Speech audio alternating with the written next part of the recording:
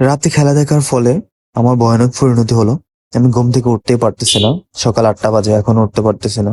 চোখ ভেঙে আসতেছে। তাই বাইরে যাচ্ছি, একটু হেঁটে আসি, দেখি কেমন লাগে। তারপর আমার খুব খারাপ লাগতেছে। বাইরে এসে দেখি ওমা, অনেক আলো, সবকিছু।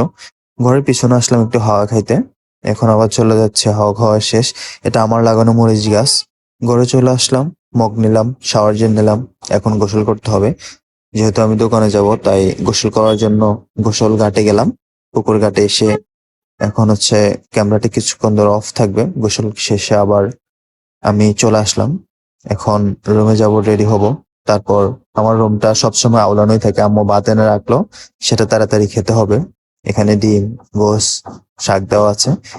খাওয়ার দ্রুত শেষ করতে হবে, যেহেতু আমাকে তাড়াতাড়ি বের হতে হবে। এখন প্রায় ৯টা বাজে, খাওয়া শেষ করলাম। এখন আমার সেই বিশেষ জেলটা চুলে লাগাবো। এখন রেডি হওয়া শেষ। আমার পঙ্খিরাজ এখানে, একটু চেহারাটা দেখেই পঙ্খিরাজ নিয়ে হাতে বাটটাত নিয়ে বেরিয়ে পড়লাম। এটা হচ্ছে আমাদের বাড়ির সামনে। রাস্তায় চলে আসলাম পঙ্খিরাজ নিয়ে। এখন রওনা দিব আমি দোকানের উদ্দেশ্যে।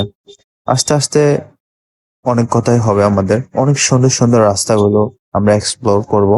দেখতেছি গ্রামের সেই সকল রাস্তাগুলো। একটা মা তার সন্তানকে স্কুলে নিচ্ছে, এটা আমার সেই ছোটকালের স্কুল। অনেক সুন্দর করে এখন হচ্ছে, আমাদের সময় এত সুন্দর ছিল না। এখন অনেক আশ্রয় কেন্দ্র থেকে শুরু করে অনেক কিছু হয়েছে। রাস্তাটাও এখন পাকা হচ্ছে, আমাদের সময় রাস্তাটা পাকা ছিল না, সব কাদায় ভরপুর। এখানে আমি একটা ছোট ব্লগ বানালাম, সেটা তো আপনাদেরকে দেখালামই। অনেক সুন্দর একটা প্লেস।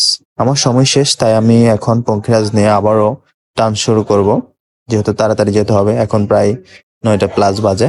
ছাগলগুলো শুয়ে আছে মনের আনন্দে, আমাকে সাইড দিচ্ছে না, আমি সাইড দিয়ে গেলাম। এখানে অনেক কচুরিপানা আছে, ফুল ফুটেছে। এখানে একদিন ব্লগ করব, তাই এটার একটু ফুটেজ নিয়ে রাখলাম। এখানেও কচুরিপানা, বাট এগুলোতে ফুল আসেনি। কলা গাছে একটা রাস্তায় ঢুকে পড়লাম, পোলাপান শুক্রবার, তাই খেলা খেলতেছে। এই রাস্তাটা আসলে আমার অনেক ভালো লাগে, মনে অনেক শান্তি আসে। এই রাস্তাটা অনেক সুন্দর, এতে ফটোগ্রাফি করা যায়। বলতে বলতে একটা কাঁচা রাস্তায় চলে আসলাম আমরা। এটাও অনেক সুন্দর রাস্তা। যেহেতু কাদা রাস্তা, আমাকে সাইকেলটা সাবধানে চালাতে হবে। বৃষ্টির কারণে অনেক কাদা হয়ে গেছে। এখানে মানুষ ধান রোপণ করবে, সেজন্য এখানে ইয়ে করা। এখানে মুরগি ফার্ম এবং মাছের চাষ করে সবাই। আমাদের এলাকাতে এগুলো আবার একটু বেশি হয় আর কি।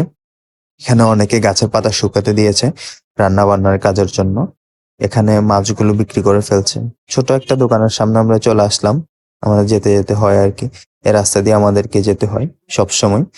এটা একটা সুন্দর একটা বাড়ি দেখা যাচ্ছে সামনে। রাস্তাটা অনেক ভাঙা, আসলে এসব রাস্তা নিয়ে কেউই কথা বলে না, কেউ কোনো কাজ করে না এলাকার। রাস্তাগুলো অনেক ভাঙা, গাড়ি ঘোড়া সবকিছু চলতে কষ্ট হয় অনেক। একটা উন্নয়নশীল বাজারের এই রোডগুলোর এই অবস্থা, খুবই ভয়ানক পরিণতি, কি বলবো আর। সবার দৃষ্টি আকর্ষণ করে বলতেছি, এগুলো যেন ঠিকঠাক করে দেওয়া হয়, এই আর কি। আমরা শুধু বলতে পারবো, কিছু করতে পারবো না। আমাদের বলার আছে, এই আর কি। গ্রামের প্রকৃতি শেষে এখন আমি শহরের দিকে চলে আসলাম, বাজারে চলে আসলাম। এখন আমার গন্তব্য এখানেই শেষ। সবাই ভালো থাকবেন। আসসালামু আলাইকুম।